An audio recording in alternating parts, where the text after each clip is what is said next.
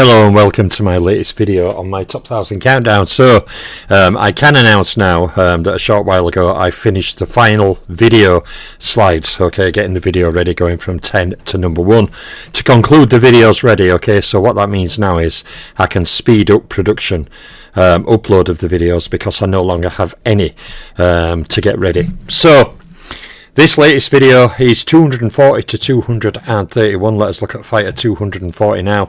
And apologies for the blurry picture. I didn't realise it was so blurry until I uploaded it to video. But I thought, well, I'm not, changing it now. So number 240 is Cecil Payne. Okay, Cecil Payne beat 3 world champions. He fought 137 rounds against champions, and he beat 2 Hall of Fame fighters, fighting 127 rounds against Hall of Famers.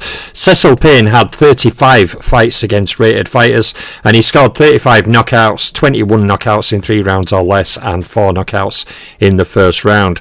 Cecil Payne was top 10 rated for a total of 2 years, and he had the longest unbeaten run that ran to 17 fights. Now, Cecil Payne was pound for pound rated for 0 years, and he had 15 fights against pound for pounders, scoring 3 wins.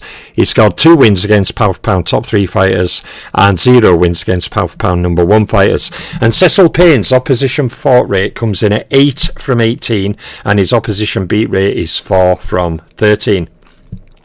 Now, Cecil Payne, had 15 fights against champions, including 4 wins, 10 loss, 1 draw, with 0 knockouts. He also had 14 fights against Hall of Famers, including 3 wins, 10 loss, 1 draw, with 0 knockouts. Cecil Payne, of course, a new entry this year. I think I've had a few new entries recently, but forgot to mention them. But yes, Cecil Payne is one of them. He had 1 title fight that was a defeat. So on to number 239 is the man of steel, Tony Zale, the former middleweight champion, pictured flattening Rocky Graziano. Tony Zale, beat 3 world champions. He fought 83 rounds against champions, and he beat 2 Hall of Fame fighters, fighting 48 rounds against Hall of Famers overall. Tony Zale had 19 fights against rated fighters, and he scored 45 knockouts, 21 knockouts in 3 rounds or less, and 4 in the first round. Zale was top 10 rated for a total of 10 years, and he had the longest unbeaten run that ran to 12 fights. Now, Zale was pound for pound rated for 2 years in my all-time rankings, and he had 5 fights against pound for pounders, scoring 2 wins. He scored 1 win against a pound for pound top 3 fighter and 0 wins against pound for pound number 1 fighters. And Tony Zale's opposition fought rate comes in at 3 from 18, and his opposition beat rate is 2 from 13. So Zale had 10 fights against champions, including 6 wins, 4 losses, no draw, with 4 KOs. He had 7 fights against Hall of Famers, including 3 wins, 4 losses, no draws, with 2 KOs. And Tony Zale, all in all, had 8 world title fights, including 6 wins, 2 losses, no draws, and 4 title defences. So on to fighter number 238, is the French Flash, Benny Valger. Now, Benny Valger's a name many people will not be familiar with, but 2 people who were very familiar with him were Benny Leonard and Ray Arcel. Benny Valger would often spar with Benny Leonard. Now, Ray Arcel, who also trained Roberto Duran, so he knows his stuff about lightweights, training 2 greatest lightweights of all time in Roberto Duran and Benny Leonard. Ray Arcel actually said that boxing skill, Valger could match Benny Leonard. The one thing he couldn't match Benny Leonard in was punching power. But this gives you an indication of how good of a boxer Benny Valger was, when the legendary Ray Arcel himself said that boxing for boxing, move for move, Valger can match Benny Leonard, but he just can't match his punch power. So the French Flash, beat 5 world champions. He fought 112 rounds against champions, and Valger beat 3 Hall of Fame fighters individually, fighting 57 rounds against Hall of Famers. He had a total of 23 fights against rated opponents, and he scored 18 knockouts, 9 knockouts in 3 rounds or less, and 1 in the first round. Now, due to it being the pre-rating era, coming to rating era, he didn't get a full tilt to be rated, therefore he was top 10 rated for 0 years, and he had the longest unbeaten run of 26 fights. Now, Valger was pound for pound rated for 0 years. He had 7 fights against pound for pounders, scoring 2 wins. He scored 0 wins against pound for pound top 3 fighters and 0 wins against pound for pound number 1 fighters. And Benny Valger's opposition fought rate comes in at 9 from 18, and his opposition beat rate was 6 from 13. Just another quick word on Ray Arcel, okay, one of boxing's legendary trainers. As I mentioned, he trained Benny Leonard and Roberto Duran. Now, what you'll find nowadays is lots of more modern era boxing fans will always say Roberto Duran would destroy Benny Leonard. He's way better than Benny Leonard. Benny Leonard fought tomato cans. Benny Leonard had no skills. Roberto Duran's a monster. But actually, Ray Arcel trained both of them, Benny Leonard and Roberto Duran. And actually, when one asked, Ray Arcel actually said that Benny Leonard was the more skilled fighter of the two. All round, he had better boxing skills than Roberto Duran. And he trained them both. So he knows more than me and more than anyone else out there perpetrating this nonsense that somehow Roberto Duran's like Floyd Mayweather and Benny Leonard just fought cab drivers because he had no skills. Okay, the legendary trainer of both of them said, all round, Benny Leonard was a better boxer than Roberto Duran in skill. So, sometimes you have to listen to the experts. Benny Valja had 12 fights, and other times not. Benny Valja had 12 fights against champions, including 7 wins, 2 losses, 3 draws with 0 KOs. He had 7 fights against Hall of Famers, including 3 wins, 2 losses, 2 draws with no KOs. And Benny Valja had 1 title fight that was a win, but the title was only online by knockout, so he didn't claim the title. So, onwards we go to number 237, okay, 2. One of the more dangerous contenders and a Hall of Famer from his time, 1890s into early 1900s, Charles Kid McCoy. One of the 2 fighters in boxing history to defeat the great Tommy Ryan, the middleweight undisputed champion. Charles Kid McCoy was an outstanding fighter and a very dangerous fighter. Charles Kid McCoy beat 2 world champions. He fought 53 rounds against champions. And he beat 3 Hall of Famers individually, fighting 93 rounds against Hall of Famers in his career. Now, as a pre-rating era fighter, Kid McCoy had no fights against rated fighters. He had 58 knockouts in his career. 35 of them were in 3 rounds or less, and 9 were in the first round. Kid McCoy was top 10 rated for 0 years, being a pre-rating era fighter, and he had a longest unbeaten run that ran to 23 fights. Now, Kid McCoy was pound for pound rated for 4 years in total in my all-time rankings, and he had 17 fights against pound for pounders, scoring 10 wins.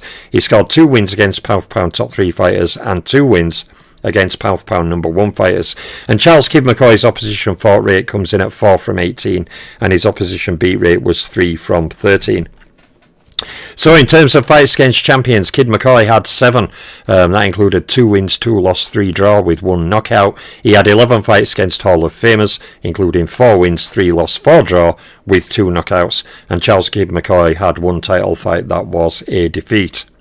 So on to number 236, okay, is a very good fighter from welterweight, Virgil Akins.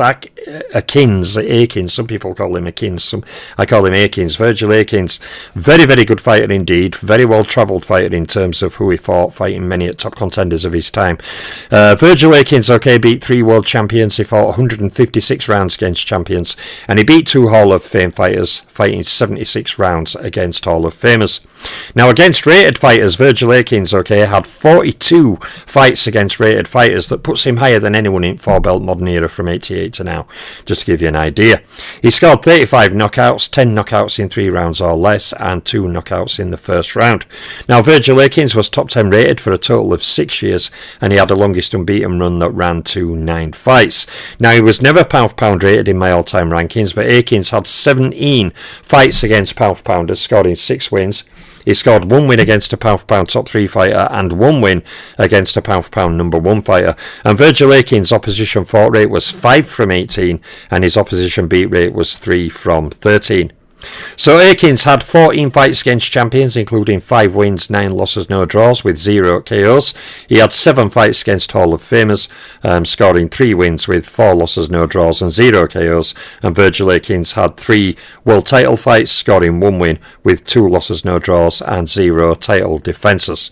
So there's Virgil Akins in 236. Okay, when we go to number 235, it is James J. Corbett, who, while being one of the great pioneers in boxing and one of the great fighters of his era, his career was just not big enough to get him any higher. even though he had an outstanding career for what it was. I've always said with James J. Corbett, if he'd have spent more time fighting official fights and less exhibitions, his resume would have been much bigger. He would have had many more good wins on his resume. But sadly, we can only rate him on what he's done, not on fanciful ideas of what people think he could have done, like what goes on a lot in boxing circles, where their feelings are in the house into what fighters could have done. And then they rate him on that when it's actually non-factual, because they never did it. And some people say humans are evolving. I'm not sure. But James J. Corbett beat one world champion. He fought 129 rounds against champions. And he beat 4 Hall of Fame fighters individually, which is a good tally for a small career. He fought a total of 184 rounds against Hall of Famers overall. Again, a very good tally from his career percentage of rounds. And he had 0 fights against rated fighters, of course, being a pre-rating era fighter. He scored 8 knockouts, 5 knockouts in 3 rounds or less, and 2 knockouts in the first round. And James J. Corbett was top 10 rated for 0 years, obviously. His longest unbeaten run was a run of 12 fights, and he was pound for pound rated for 6 years in my all-time rankings. He was one of the great fighters of his era, you know, along with Gans and Walcott and Bob Fitzsimmons and all those guys. Tommy Ryan, he really was one of the talented fighters in the world. Sadly, like I said, his career wasn't very big. Now, in terms of fights against pound for pounders, again, a high percentage of his fights at 10 were against pound for pounders. He scored 4 wins, including 1 win against a pound for pound top 3 fighter and 0 wins against pound for pound number 1 fighters. And James J. Corbett's opposition fought rate comes in at 2 from 18, and his opposition beat rate was 1 from 13. So Corbett had much less fights against champions than Hall of Famers, primarily because there weren't. In fact, at one point, there were only 6 divisions when he was fighting. Light heavyweight came in early 1900s. The lineal flyweight line started with Jimmy Weld in 1916. So there were only 6 divisions at one point. Quite incredible, really. So he had 5 fights against champions, including 1 win, 3 loss, 1 draw with 1 knockout, and he had more than double that total of fights against Hall of Famers with a total of 11, including 5 wins, 4 loss, 2 draw with 3 knockouts. And James J. Corbett had 5 title fights, including 2 wins, 3 loss, no draw, and 1 title defence. Me rankings on my new top 1000 factor a number of different things, so it is going to change it up so people like Corbett could actually get a boost from that. I won't know until the full ratings are done, so I can sit and look at the top 1000 and go through it, scroll through it up and down, having a look, looking at names, thinking about names above them. That's when I'll judge how effective it's been.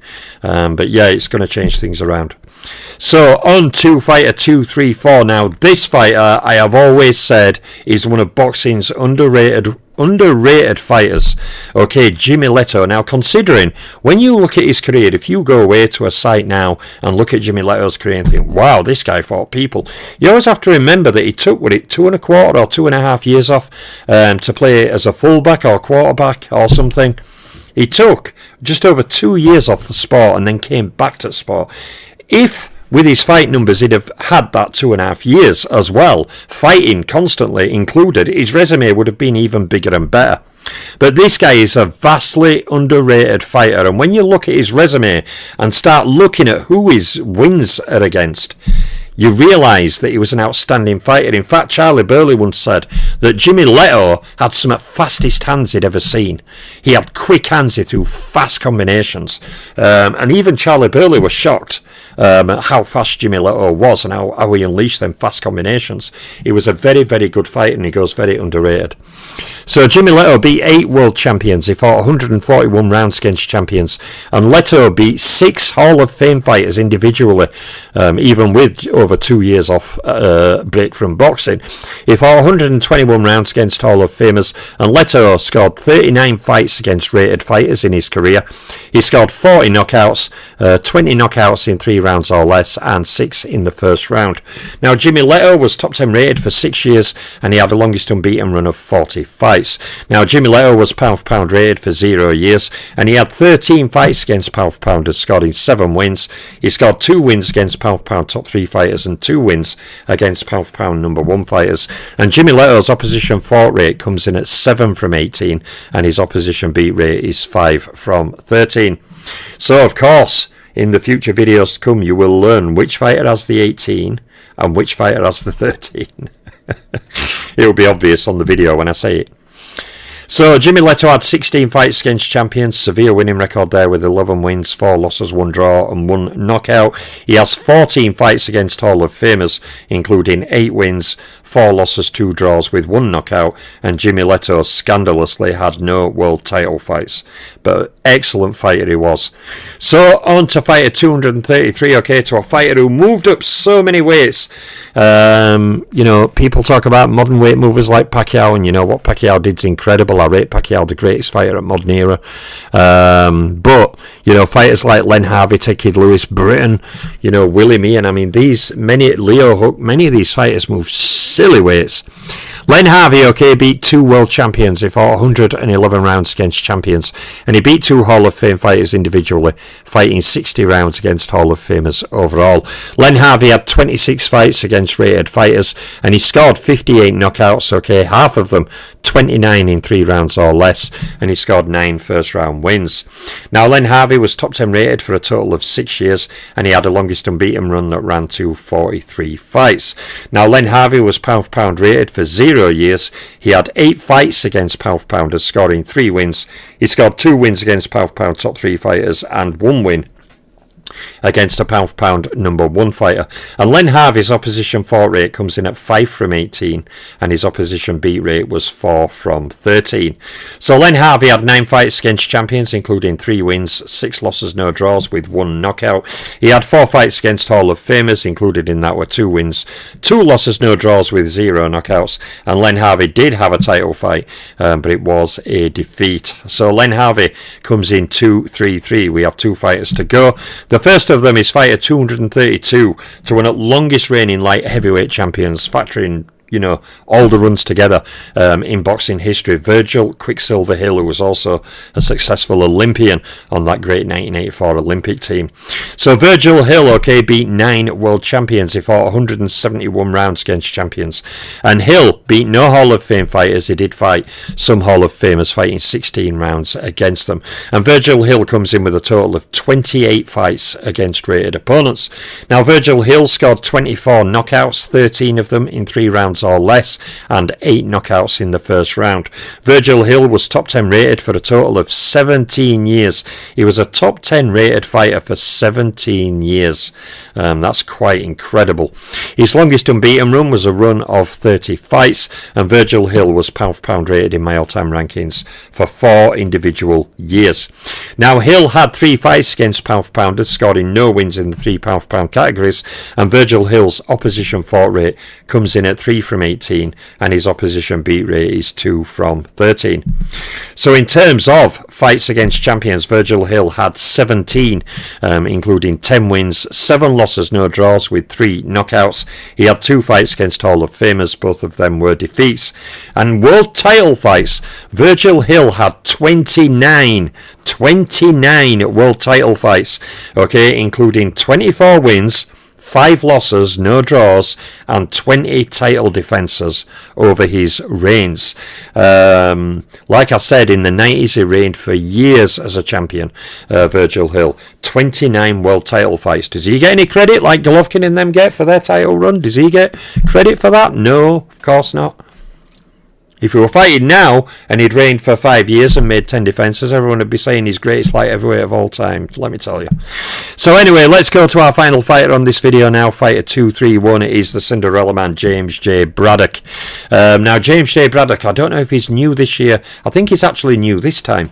I don't think he was in my last one. I can't remember.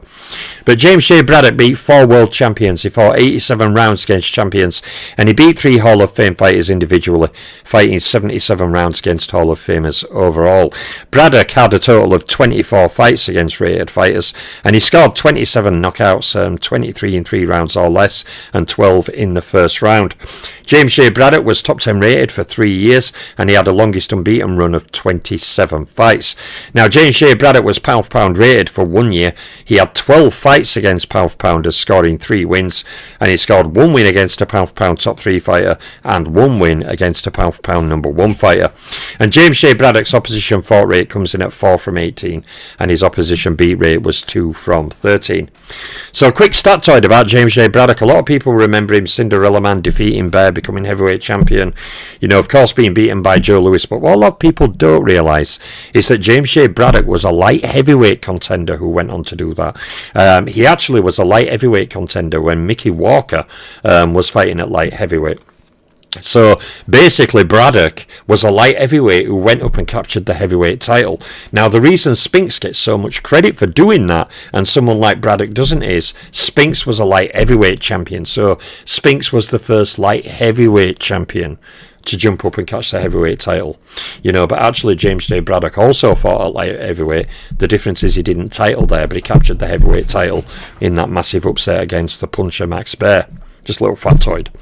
So James J. Braddock had 8 fights against champions, including 4 wins, 4 loss, no draw, with 1 knockout. He had 7 fights against Hall of Famers, including 3 wins, 4 losses, no draws, and 1 knockout. And James J. Braddock had 3 title fights, including 1 win, 2 loss, no draws, and no title defences.